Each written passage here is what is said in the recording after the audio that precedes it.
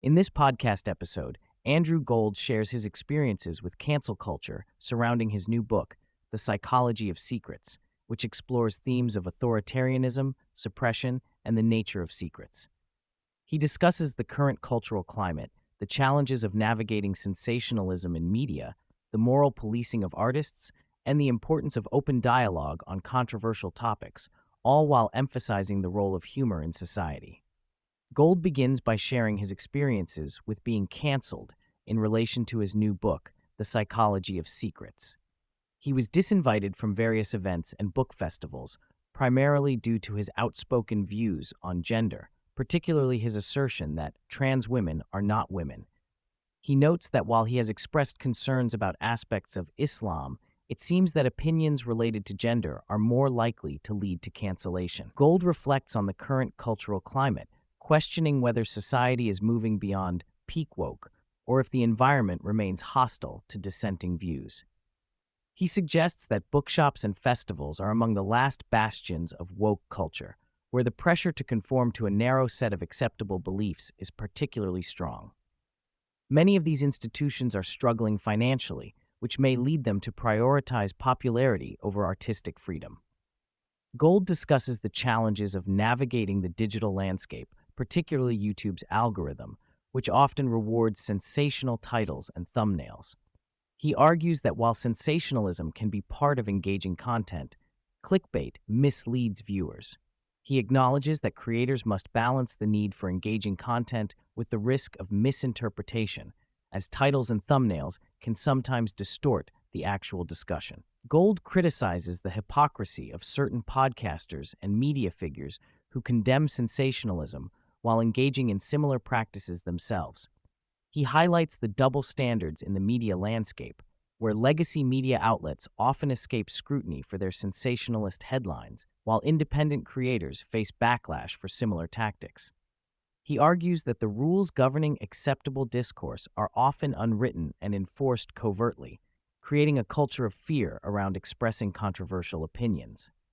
The conversation shifts to the moral policing of artists and writers, with Gold lamenting that many great authors throughout history were flawed individuals. He questions how the publishing industry can celebrate artistic expression while simultaneously enforcing a narrow moral code.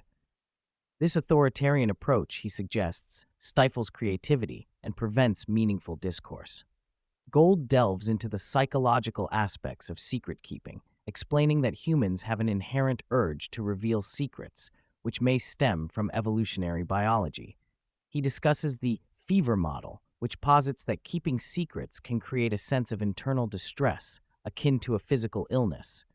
This compulsion to share secrets may have provided social cohesion in early human tribes, as sharing information about resources could benefit the group.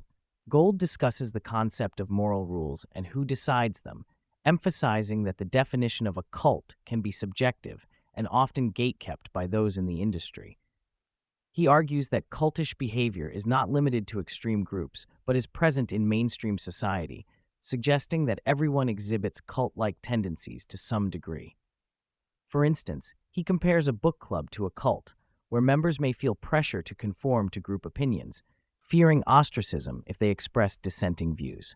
Gold recounts his personal experience of being thrown to the wolves after receiving an email from his publisher disinviting him from an event.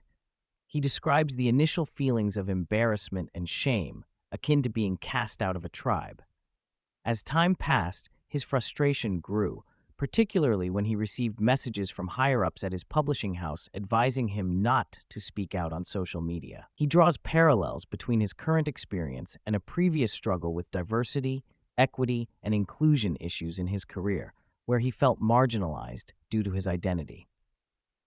Gold critiques the publishing industry for pushing woke content that lacks commercial viability.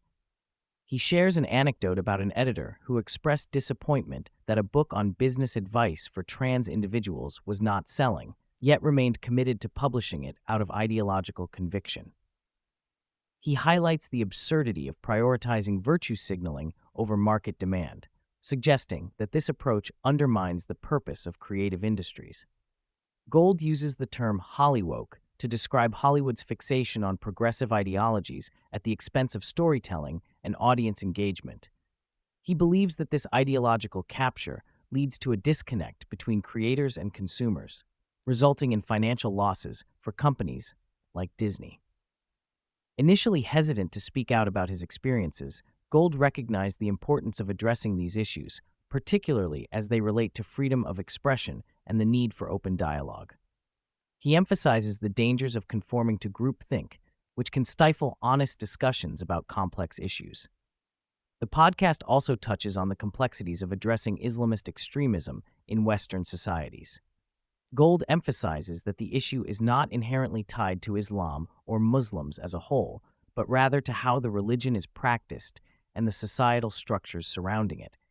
He notes that some countries have managed to tackle extremism more effectively than Western nations by acknowledging the existence of extremist elements within their religion. In response to the final question about what is not being discussed, Gold emphasizes the importance of humor in society. He argued that the loss of a sense of humor makes it difficult for people to connect and communicate effectively. He advocates for maintaining laughter and lightness in the face of adversity, suggesting that humor can help navigate the complexities of societal issues.